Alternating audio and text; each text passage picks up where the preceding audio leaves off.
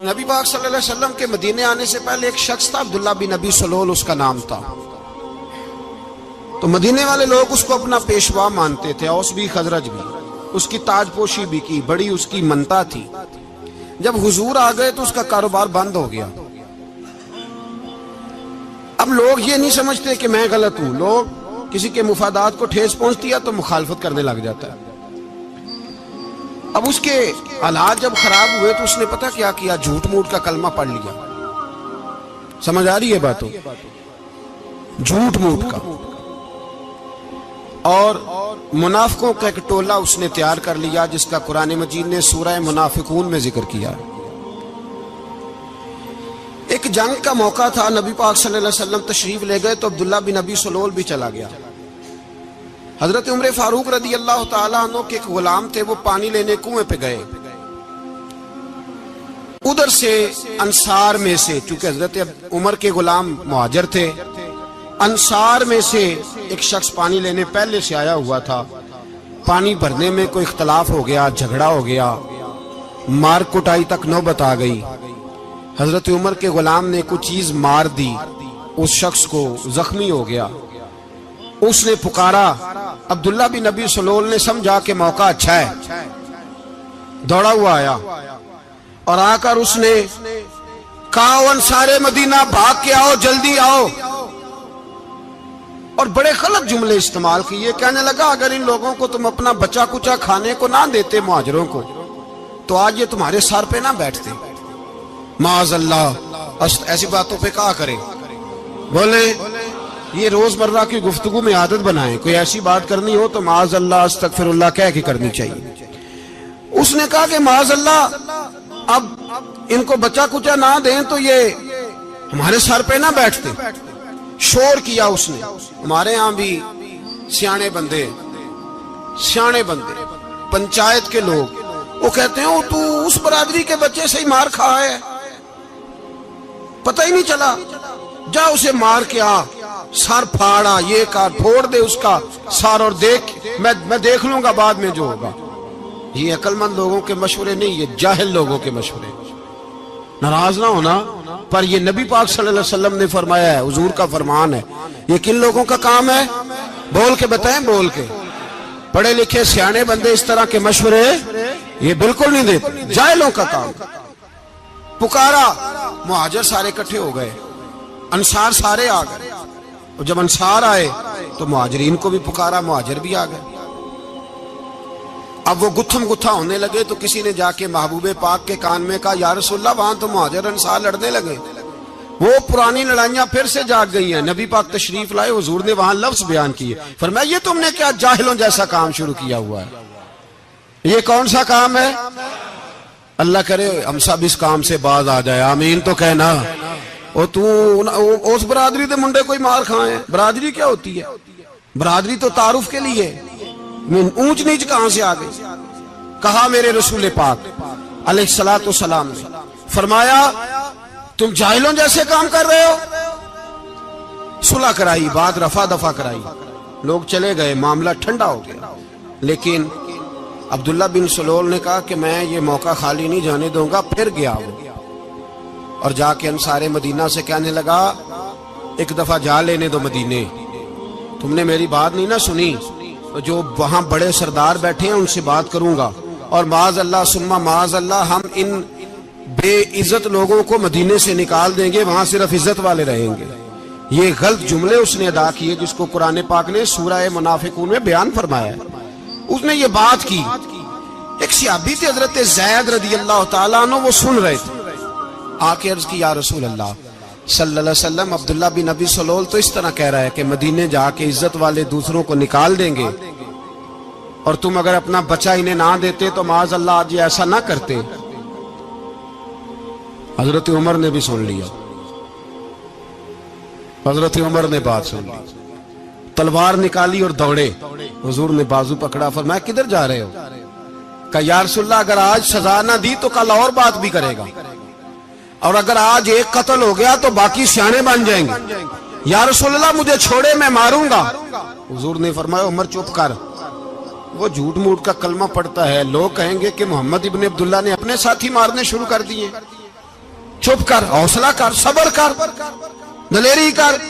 حضرت عمر کہتے ہیں میری حضور کے کہنے پر میں ٹھہر تو گیا، پر وہ میرے اندر جو آگ لگی ہوئی تھی ٹھنڈی نہیں ہو رہی۔ کہتے ہیں میں چپ تو کر گیا۔ نبی پاک علیہ السلام نے پوچھا عبداللہ بن ابی سلول سے، تو نے یہ کہا ہے؟ کہنے لگا حاشا و کلا، میں نے بات ہی نہیں کی نا۔ اب لوگ کہنے لگے کہ زید تو نوجوان ہے، تو یہ بوڑھا آدمی ہے، چلو صحیح کہتا ہوگا۔ حضور بھی خاموش ہو گئے۔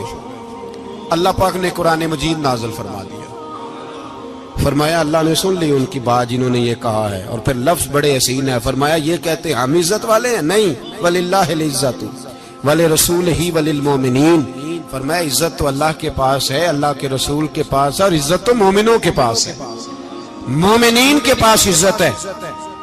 یہ قرآن پاک نے سارا مضمون بیان کر دیا کہ عبداللہ بن ابی سلول غلط کہتا ہے اور حضرت زید صحیح کہتے ہیں۔ حضور نے کچھ نہیں فرمایا، جا رہا ہے قافلہ۔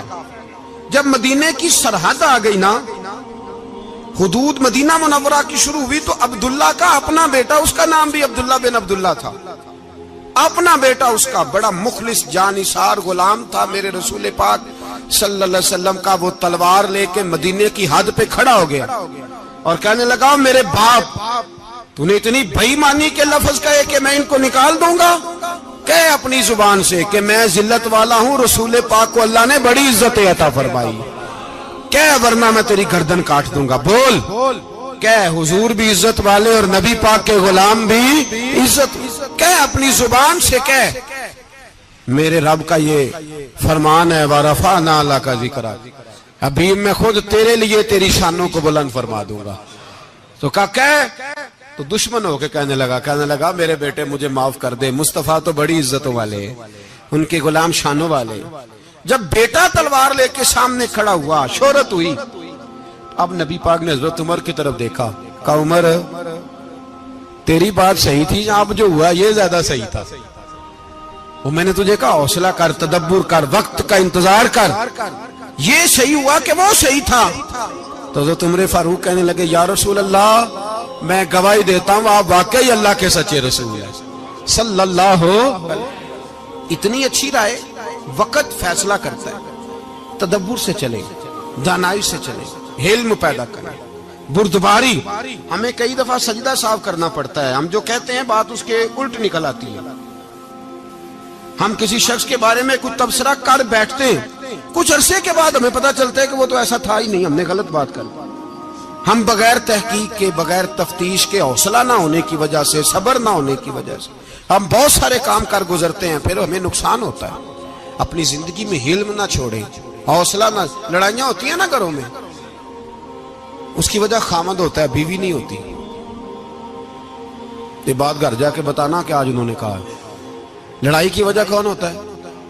نہ بولو تسی، پر میں تے آنکھ ہی چھڑیا ہے، وہ تو ریکارڈ ہو گیا ہے۔ لڑائی کی وجہ کون ہے؟ جڑے باتیں لڑتے ہیں وہ کندے ہی نہیں پے۔ وجہ کون بنتا ہے جی؟ کیوں بھلا؟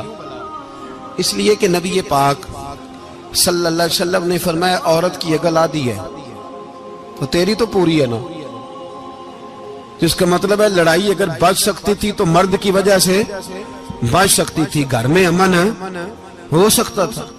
کہتے ہیں جی بڑی بیوقوف ہے، میری سنتی نہیں۔ تو میں نے کہا جو اس سے بحث کر رہا ہے وہ سیانا ہے؟ بولیں، جو بحث کر رہا ہے وہ عقل مند ہے؟ بندہ تو چلو تھا وہ دانشور شیکسپیئر، باتیں بعض اوقات اس کی کچھ ایسی ہیں۔ اس سے کسی نے پوچھا تھا عورتوں سے کون جیت سکتا ہے بحث میں، تو اس نے کہا تھا وہ جو ان سے بحث نہ کرے، جو ان سے بحث۔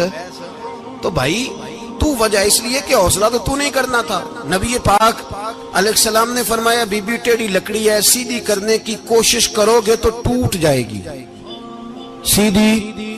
تو پھر کتنا بیوقوف ہے جو پتھر سے سر رگڑ رہا ہے، کتنا نادان ہے جو یہ حرکت کر رہا ہے، دریا میں چھلانگ لگا کے کہتا ہے ڈوبوں گا نہیں۔ تو بھائی حوصلہ پیدا کرے، علم پیدا کرے۔ بہت ساری ایسی باتیں کرے کہ جس میں اشتعال آئے گا، فٹافٹ 3 لفظ طلاق کے دے دیے، اب بھاگا گیا مفتی صاحب کے پاس، اوہو 4 بچوں کا کیا بنے گا؟ اور یہ بات پکی ہے کہ بچوں کو صرف ان کی ماں ہی پال سکتی ہے، ان کی ماں۔ اور بات مجھے نہیں بھولتی ایک شخص نے بیوی کو طلاق دے کے دوسری شادی کی. اس کا بیٹا تھا 10 سال کا. تو اس نے اپنے بیٹے سے کہا کہ بیٹے بتا پرانی اماں صحیح تھی یا یہ صحیح ہے؟ اس نے کہا نہیں ابا وہ تو جھوٹ بڑے بولتی تھی، یہ صحیح ہے. وہ جھوٹی تھی، وہ جھوٹ بڑے بولتی تھی میری سگی اماں، یہ سچ بولتی ہے. اس نے کہا وہ کیسے؟ کہنے لگا اس لیے کہ میں کوئی شرارت کرتا تھا تو میری سگی اماں مجھے تھپڑ مارتی تھی اور کہتی تھی تجھے روٹی نہیں دینی، جا دوڑ جا گھر سے. تو میں دوڑ جاتا تھا تو جھوٹ بولتی تھی نہیں دینی، پھر آدھے گھنٹے کے بعد مجھے ڈھونڈنے لگ جاتی تھی، ڈھونڈ کے لاتی تھی، پھر میری منت کرتی تھی، پھر مجھے کہتی تھی نہ مجھے ستایا کر، پھر میرا ماتھا چومتی تھی، پھر میری مرضی کا کھانا بنا کے دیتی تھی، پھر میرے منہ میں لقمے ڈالتی تھی. جھوٹی تھی، پہلے کہتی ہے نہیں دینی پھر پیچھے بھاگتی ہے. یہ سچی ہے، میں شرارت کرتا ہوں تو تھپڑ مار کے نکالتی ہے، پھر میں منتیں کرتا ہوں پر روٹی نہیں دیتی، پیر پکڑتا ہوں نہیں دیتی. سچ بولتی ہے، اپنی بات پہ ڈٹ جاتی. او بھائی بچے اس کی ماں ہی پال سکتی ہے، تو نے 3 جملے کہتے سوچا ہی نہیں، تیرا کا گیا تو یہ تو نئی بیوی ملے گی، اور اس کا بھی کیا گیا، اس کو بھی شاید شوہر مل جائے. ان پھولوں کی پرورش صرف ان کا مالی کر سکتا ہے، دوسرا کر سکتا تو نے حوصلہ ہی نہیں کیا. ٹھیک ہے غلطی بی بی کی تھی پر تو مرد تھا نا، تیرے پاس تو دلیری تھی. فٹافٹ 3 طلاق کے جملے کہہ دیے. اور میرے رسول پاک علیہ السلام نے فرمایا جائز کام بڑے ہیں پر طلاق جائز تو ہے پر میرے رب کو پسند نہیں، اللہ کو پسند.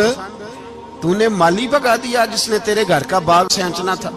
تو بھائی یہ حوصلہ نہیں، درجنوں طلاقیں، 20 کیس، اور ابھی وہ شادی کے پورے کپڑے نہیں پہنے تو طلاق پہلے. اس کی وجہ یہ کہ حوصلہ نہیں، صبر نہیں، رضا نہیں، ہم احساس نہیں کرتے. اگر تو یہ سمجھ جائے کہ بس اللہ نے جو میرے لیے بہتر سمجھا مجھے دے دیا، صحیح ہے میری آزمائش ہے، کیا ہے کچھ ہے جو اس نے بہتر سمجھا مجھے اس نے، پھر تو سکھی ہو جائے، تیرے لیے جینا آسان ہو جائے، پھر تو بہت ساری پریشانیوں سے آزمائشوں سے دور ہو جائے. میرے نبی پاک علیہ السلام نے ہمیں حوصلہ کرنے کا حکم دیا، دلیری. 2-3 سال شاید پچھلے سال یا اس سے پچھلے سال حج کے موقع پہ نا ہمارے پاکستان میں تو بڑے بڑے انوکھے واقعات ہوتے ہیں. سننے سے کیا میں کہتا ہوں وہ عبرت کے لیے ہوتے ہیں. جعلی ویزے لگوا دیے حج کے کسی ایجنٹ نے، اللہ کے مہمانوں کو بھی لوگ لوٹ لیتے ہیں. جعلی ویزے لگوا دیے. اور مزے کی بات یہ ہے کہ پاکستانی ایئرپورٹ سے گزر بھی گئے وہ ویزے والے، اور احرام باندھے لوگ جدے پہنچ گئے. 4 آدمی تھے، انہوں نے ویزا دیکھا تو کہا نکلی، آپ کو واپس جانا پڑے گا. اگلی فلائٹ سے وہ لوگ واپس آئے. آپ مجھے بتائیے ان کی جب وہ چھوٹے چھوٹے کلپ آئے، میڈیا نے ان کی باتیں سنی تو ان کے آنسو نہیں تھمتے تھے. ایک آدمی احرام باندھ کے گیا ہے، معمولی سمجھتے ہیں آپ؟ میرے جیسا غریب آدمی کبھی اس نے ارادہ کیا اور مدینے جانے کا لیٹ ہو جائے تو کلیجہ پھٹنے کو آتا ہے.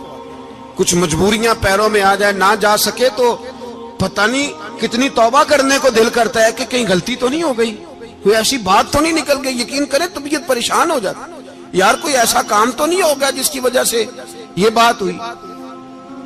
4 آدمی لوٹ آئے، حالات خراب ہو گئے، لوگ رو رو کے قصے سناتے تھے. لیکن میرے رسول پاک علیہ السلام کا حوصلہ دیکھو. حضور کعبے کا بھی کعبہ، حضور مالک، حرم کے مالک مطلق، جن کے صدقے اللہ نے کعبہ کو بیت اللہ بنایا. حاجیو آؤ شہنشاہ کا روضہ دیکھو، کعبہ تو دیکھ چکے اب کعبے کا بھی کعبہ دیکھو.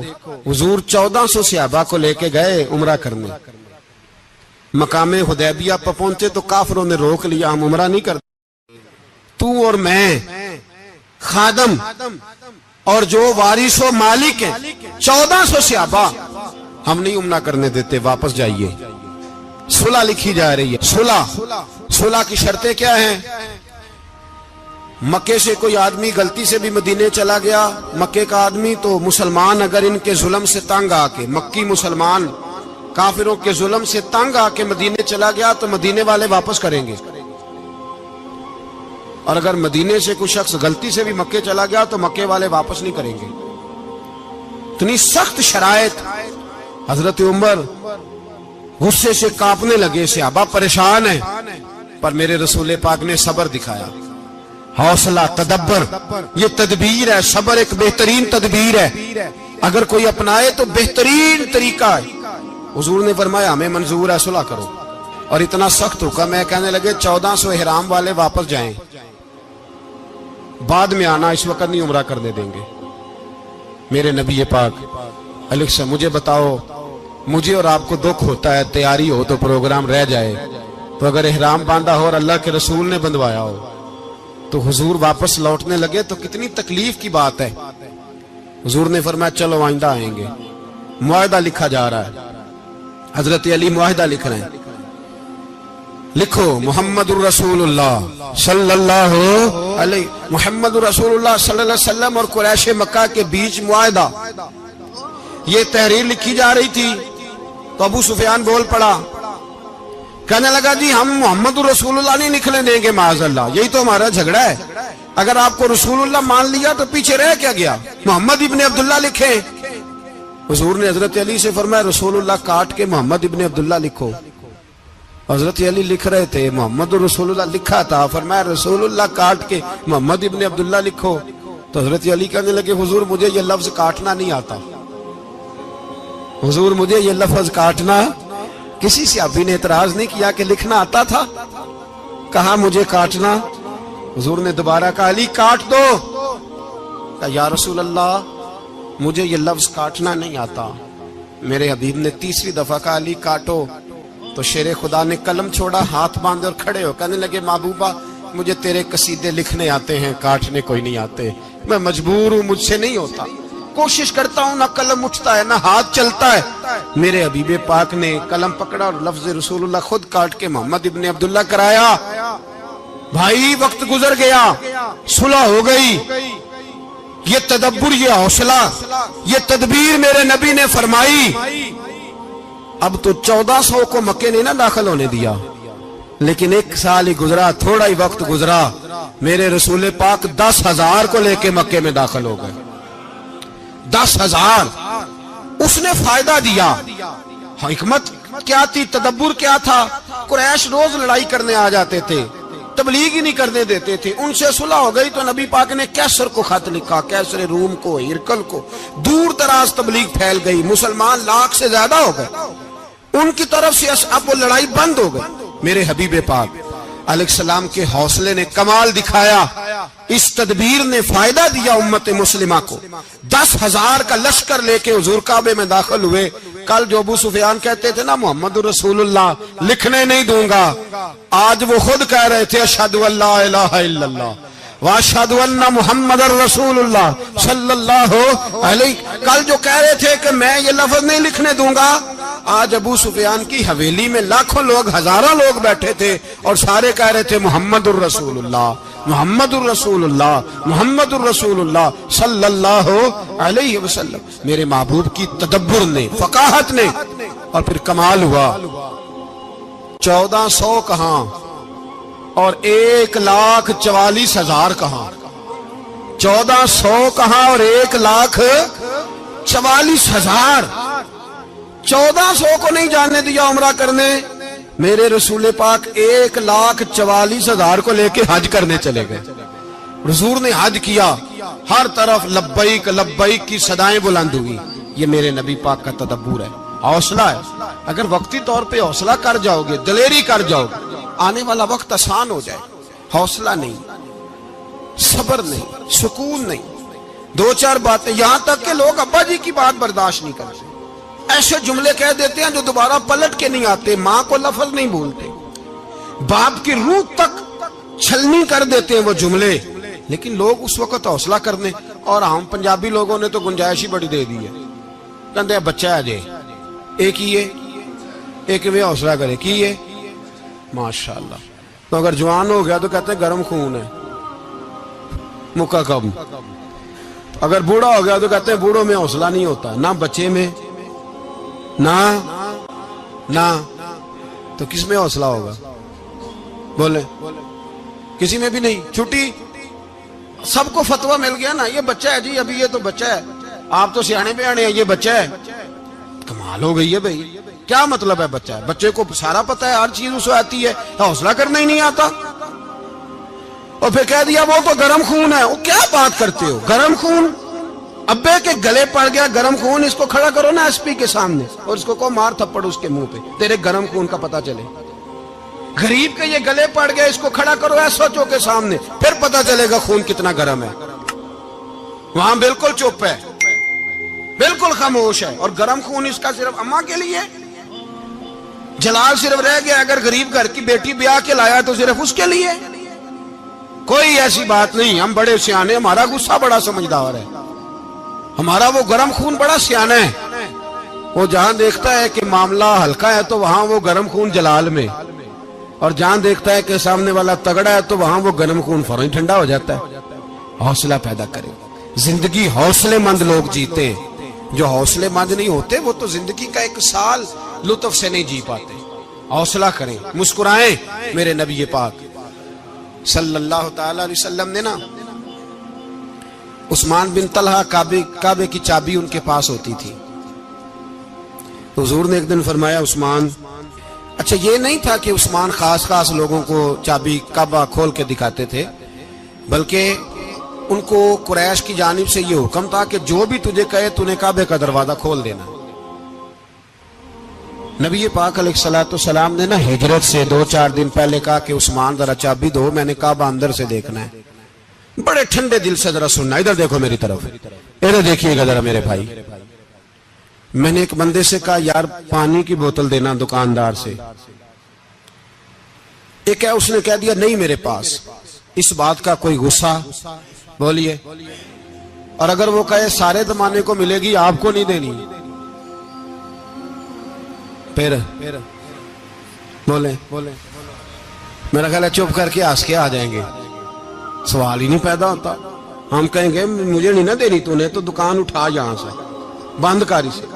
کیا مطلب ہے سب کو دینی ہے تجھے نہیں دینی, کیا معنی ہے اس کا؟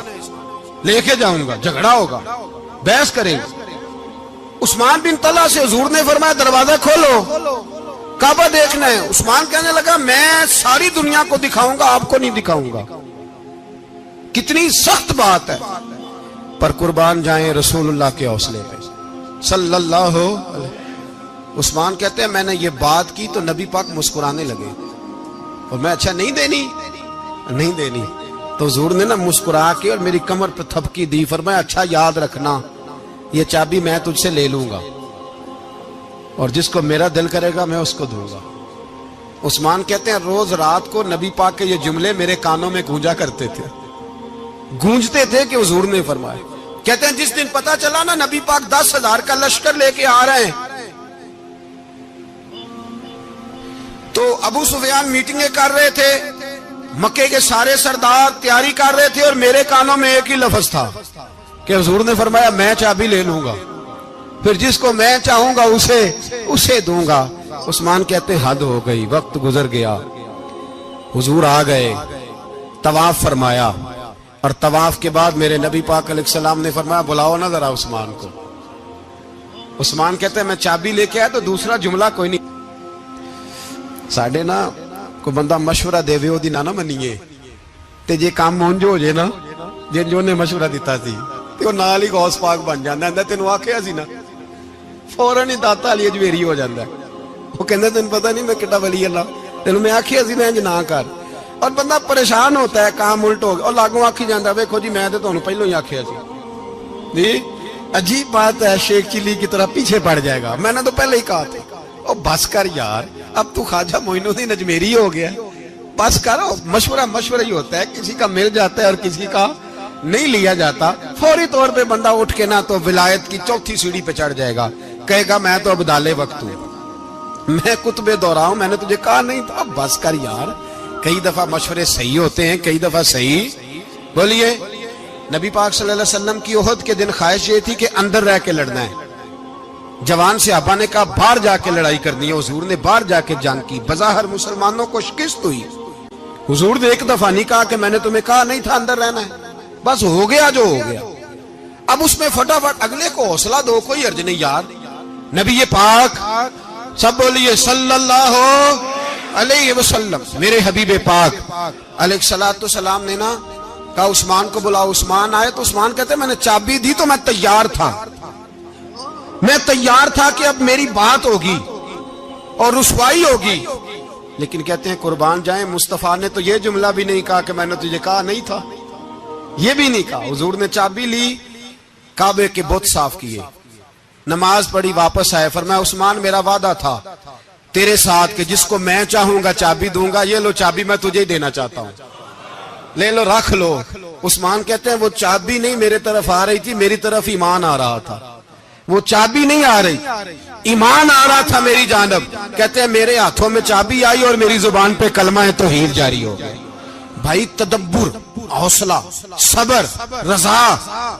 ہمیں تو ٹائم بھی نہیں گزارنا آتا.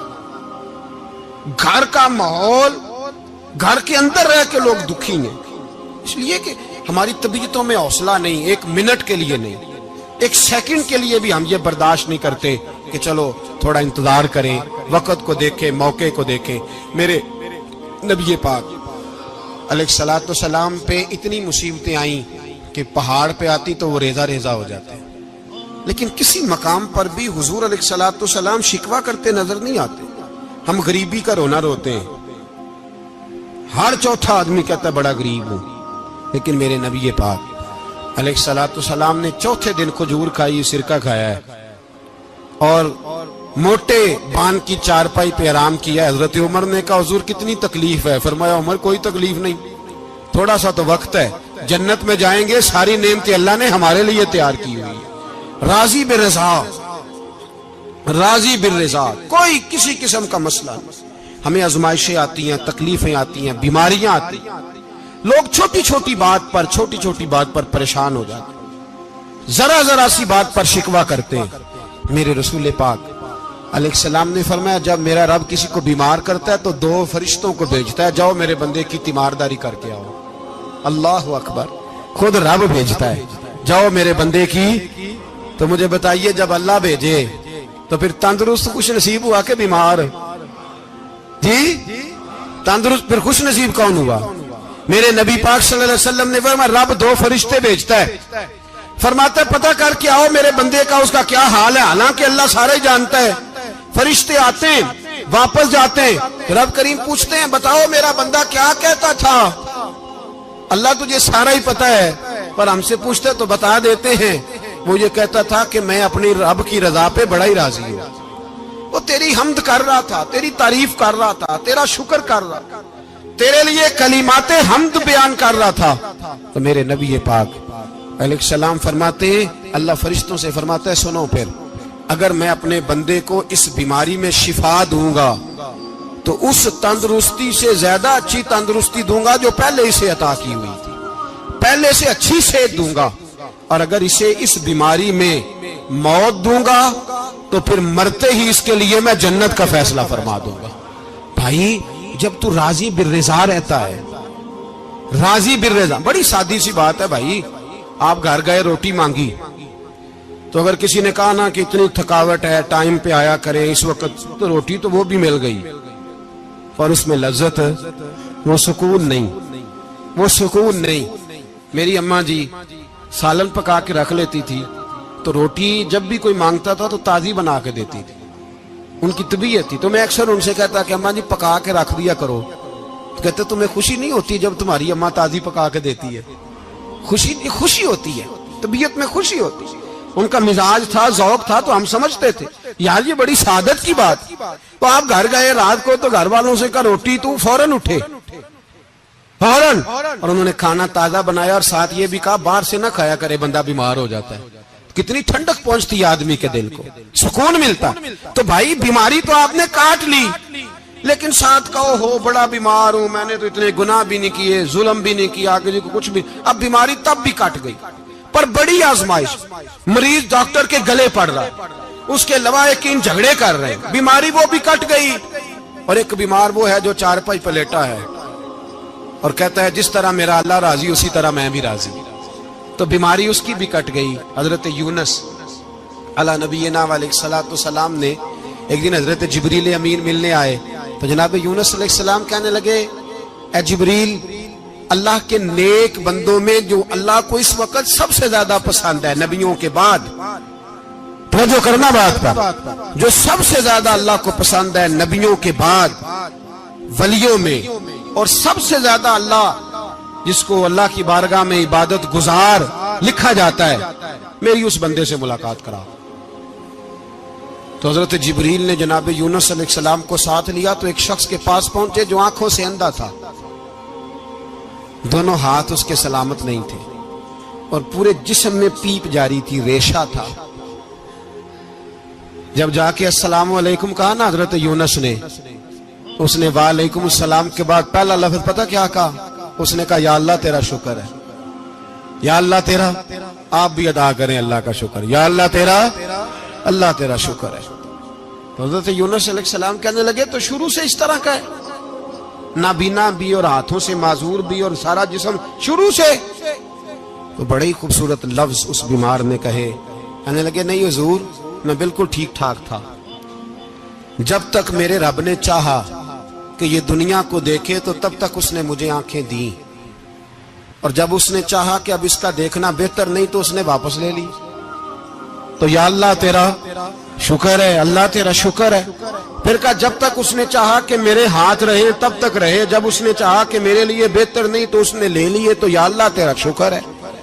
جب تک اس نے چاہا کہ میرا جسم صحیح و سلامت رہے تو رہا، اور جب اس نے چاہا کہ میرے لیے بہتر نہیں تو مجھے بیمار کر دیا، تو یا اللہ تیرا شکر ہے۔ تو حضرت یونس علیہ السلام کہنے لگے جبریل واقعہ یہ اللہ کا سب سے زیادہ شکر گزار بندہ ہے، سب سے زیادہ عبادت گزار بندہ ہے، سب سے زیادہ۔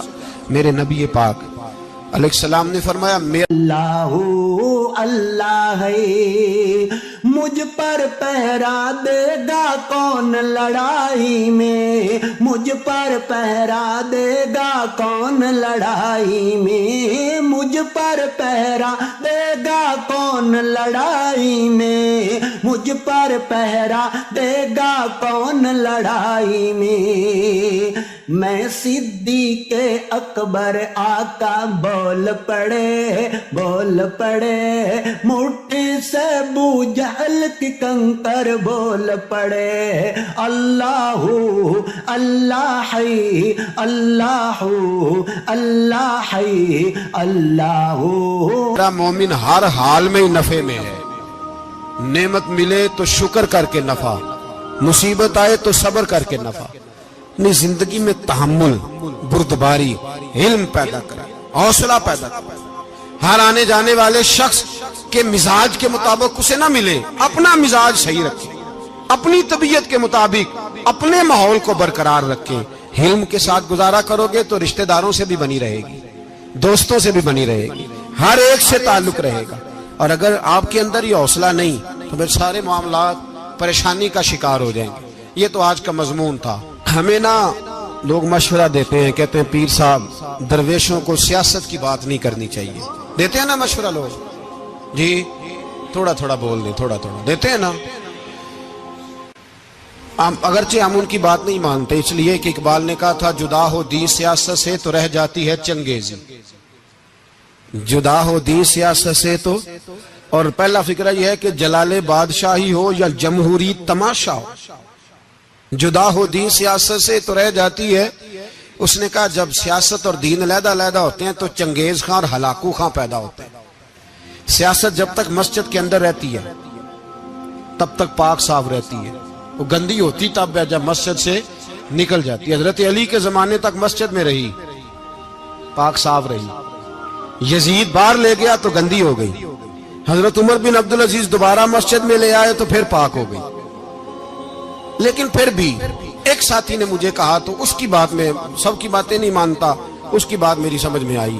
وہ کہنے لگا جی اصل بات یہ ہے کہ سیاسی تبصرے تجزیے ہم اخباروں میں ٹی وی پہ جا کے بیٹھے، جا کے بڑی مہربانی میری طرف دیکھیں، وہ ہم سنتے رہتے ہیں تو ہمارا دل کرتا ہے مسجد میں صرف ہم رسول اللہ کا پیار ہی سنیں۔ تو میں نے کہا یار تیری بات دل کو لگتی ہے، یہ بات صحیح ہے، چلو یہ نیت اچھی ہے، یہ تیرا نظریہ ٹھیک ہے، مان گئے ہم۔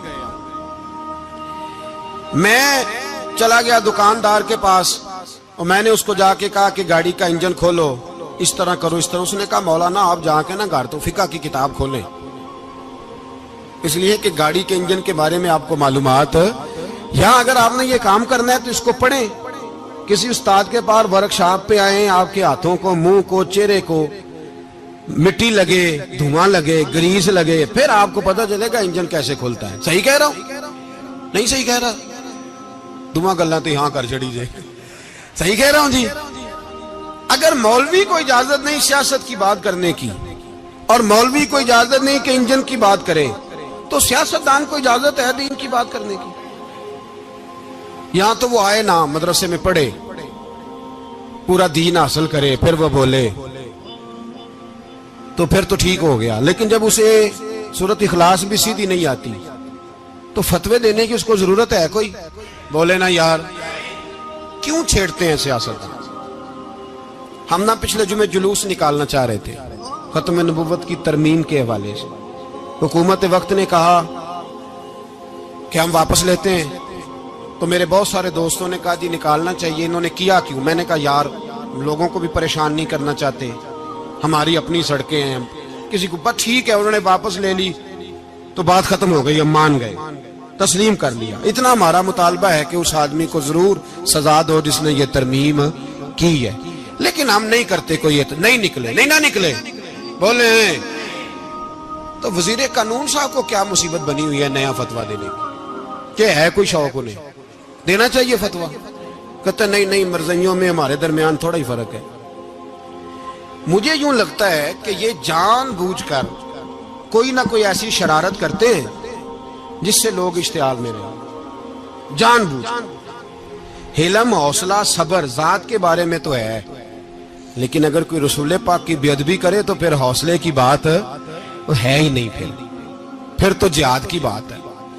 اور میں دیانتداری سے مسجد میں باوضو بیٹھ کر جمعے کے دن مشورہ دیتا ہوں حکومت کو اور وزیر قانون کو مشورہ دیتا ہوں کہ نہ فرعون کی حکومت ساری زندگی رہی, نہ نمرود رہا, نہ جاج بن یوسف رہا, نہ یزید رہا. اور یار درباری بن کے حکمرانوں کی چاپلوسی کرتے کرتے تم یہاں تک آ گئے ہو کہ اب نبی پاک کی عزت کو ہاتھ ڈالنا شروع کر دیا ہے. اور آپ یقین کریں سیاسی جماعتوں کا اتنا برا حال ہے کہ ان کے لیڈر کے بارے میں کوئی بات کرے تو پاگل ہو جاتے ہیں یہ احتجاج کر کر کے. اور اس نے ڈائریکٹ کہہ دیا کہ ختم نبوت کا مسئلہ ہی کوئی نہیں, جو دین کی بنیاد ہے, کسی کو پرواہ نہیں. مجھے تو ان لوگوں کی فکر ہو رہی ہے جن لوگوں نے انہیں ووٹ دیے ہیں, وہ اللہ کو کیا جواب دیں گے. اور یہ اللہ ماشاءاللہ ساری سیاسی جماعتیں اس طرح کی. اور میرا وزیر قانون صاحب کو بھی مشورہ ہے کہ زندگی بڑی تھوڑی ہے, بڑی تھوڑی.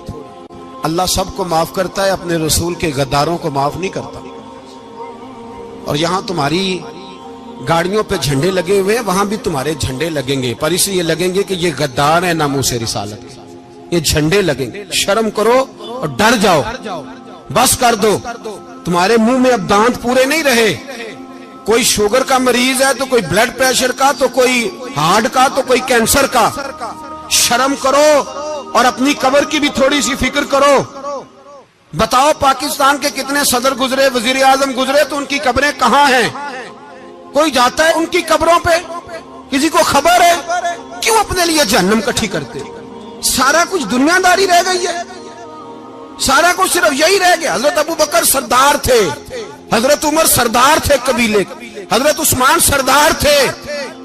انہوں نے سرداریوں کو ٹھوکر مار کے رسول اللہ کے قدموں میں بیٹھنا پسند کی. سرداریاں چھوڑ کے غلام بن گئے. تم سرداریاں بچانے کے لیے رسول اللہ کی غداری کرتے ہو, شرم نہیں آتی؟ اور قوم شکوہ ہے مجھے ان لوگوں سے جو مولوی تو کہہ دیتے ہیں تو سیاست نہ کر, اور کسی سیاستدان کو منع نہیں کرتے کہ جب تجھے سورت فاتحہ بھی نہیں آتی تو تجھے کس نے اجازت دیا اتنی بڑی بات. اور میں نے پچھلے سے پچھلے جمعے بھی کہا تھا, پھر کہتا ہوں اور آن دی ریکارڈ کہتا ہوں, مرزائی کل بھی کافر تھے, آج بھی کافر, اور قیامت تک. اور جو ان کے کفر میں شک کرے وہ بھی, اور پکا بے ایمان ہے, کافر ہے. وہ وزیر قانون ہو یا صوبائی ہو یا وفاقی ہو, من شک فی کفر ہی فقط کفر. جو مرزائی کے کفر میں شک کرے وہ بھی کافر ہے. ہمارے رسول آخری رسول ہیں. ہم کسی کو یہ اجازت نہیں دیں گے کہ وہ ختم نبوت میں رکھڑا ڈالنے کی کوشش کرے. ہم کسی کو یہ اجازت ہے. اور تم نے قوم کو لوٹا, لوٹتے رہو. اب ایمان پہ ڈاکے تو نہ ڈالو. تمہیں دولت لوٹ کے پیٹ نہیں بھرا, اب ایمان لوٹنا شروع کر لیا ہے. تمہارا فیکٹریاں لوٹ کر, قومی خزانہ لوٹ کر پیٹ نہیں بھرا. بھائی مانو اب دین بیچ کر اپنی حکومتیں پکی کرو گے. اور وہ لوگ بھی تیار ہو جائیں جو ان بھائی مانوں کو منتخب کرتے ہیں, ان سے بھی سوال کرے گا ختم نبوت کا موضوع قیامت کے دن کہ تم بتاؤ. ان کو سپورٹ کرتے تھے جو رسول اللہ صلی اللہ علیہ وسلم کے بعد بھی کسی نبی کو نبی ماننا درست جانتے تھے. شرم آنی چاہیے, خیال ہونا چاہیے. اور میں نے کہا کہ ہمارا دل نہیں چاہتا, آپ یقین کریں. ہمیں شوق ہے جلوس نکالنے کا, تمہارے خلاف باتیں کرنے کا. تم نے روز تھرمامیٹر نکالا ہوتا ہے, چیک کرتے ہو کہ ایمان کتنا ہے کتنا نہیں ہے. یہ پاکستان اگر صوبہ سندھ ہے تو وہ حضرت عبداللہ شاہ غازی کا ہے, اگر بلوچستان ہے تو حضرت بابا عبد الرحمان کا ہے, اور اگر پشاور ہے تو وہ صوفیاء کا ہے, اور اگر یہ دھرتی پنجاب ہے تو یہ داتا علی اجویری کی ہے, یہ بابا فرید الدین کی ہے. اس میں کسی غدار کو قبضہ کرنے کی اجازت بالکل نہیں ملے گی. اور ہم وہ لوگ بھی نہیں جو چپ کر کے اندر سوتے رہیں, قوم جو کرتی ہے کرتی رہے, ہمیں پرواہ نہیں. نا, ایسی کوئی بات نہیں. کوئی بندہ نہ سمجھے کہ انہیں ہوش نہیں, انہیں پتہ نہیں. ہمیں سارا کچھ ہی آتا ہے. پھر اگر کل کو کوئی ممتاز قادری پیدا ہو گیا تو شکوہ نہ کرنا. کل کو کوئی پھر سے عامر چیمہ نکل آیا تو شکایت نہ کرنا, یاد رکھنا.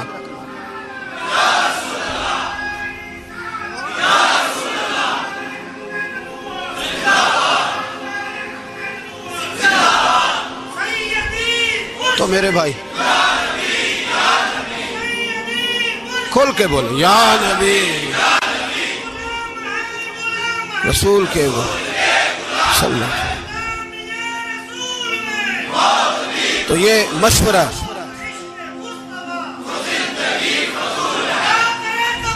جزاک اللہ.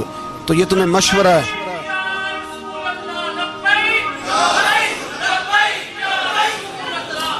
میری بات سنی, یاد رکھے. یہ لوگ بعد میں پچھتاتے ہیں, پھر مناظرے کراتے پھرتے ہیں, اس نے صحیح کیا کہ غلط کیا.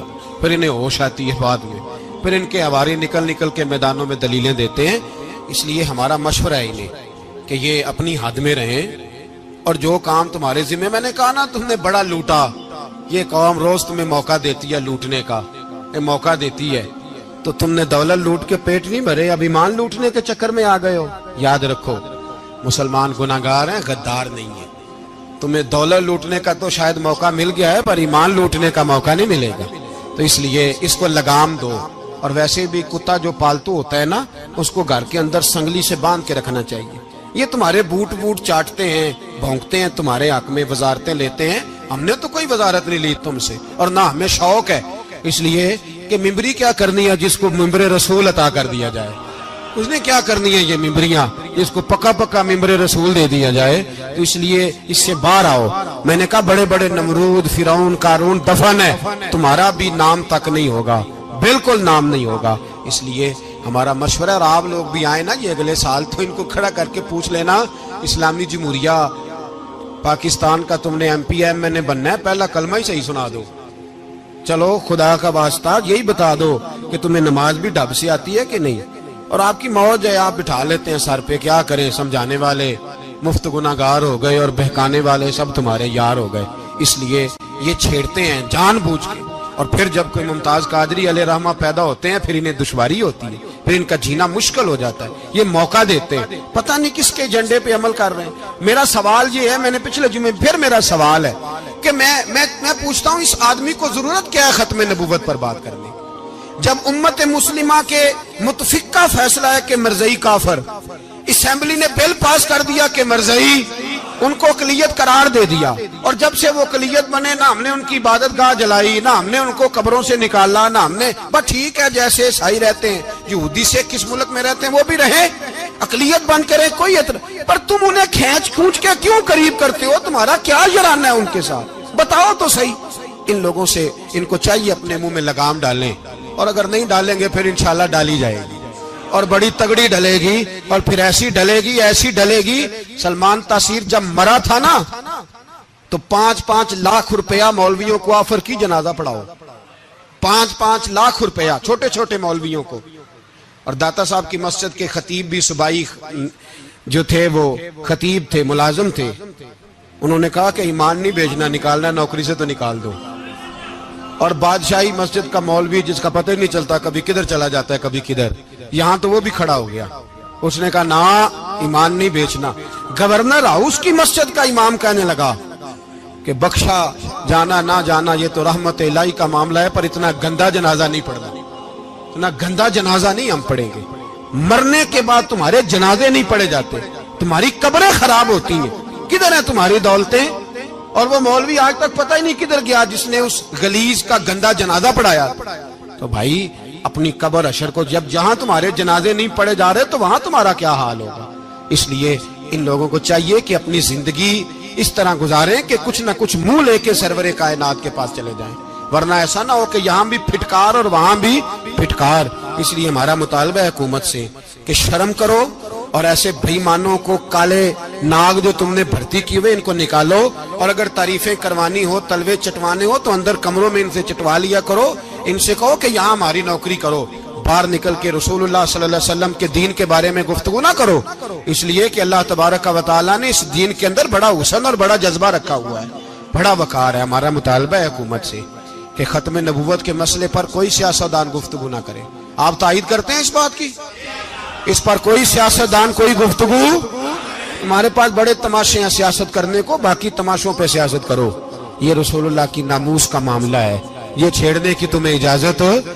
مجھے سمجھ نہیں آتی یار، جب بات ختم ہو گئی، اسمبلی نے بل واپس لے لیا، تو صوبائی وزیر قانون کو آخر تکلیف کیا ہے؟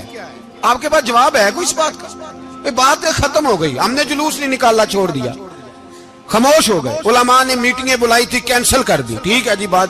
اب دوبارہ سے کیوں چھیڑتے ہو؟ پھر کہتے ہیں احتجاج ہوتا ہے، شور ہوتا ہے. تم خود ایسی حرکتیں کرتے ہو جس سے افراتفری پیدا ہوتی ہے. یہ ملک رسول اللہ کے نام پہ بنا ہے، اور قیامت تک یہاں وہی ہوگا جو میرے رسول پاک صلی اللہ علیہ وسلم کی رضا ہوگی. اور نبی پاک کے قانون کے خلاف کوئی قانون یہاں چل سکتا؟ اللہ ہمیں سمجھنے کی توفیق عطا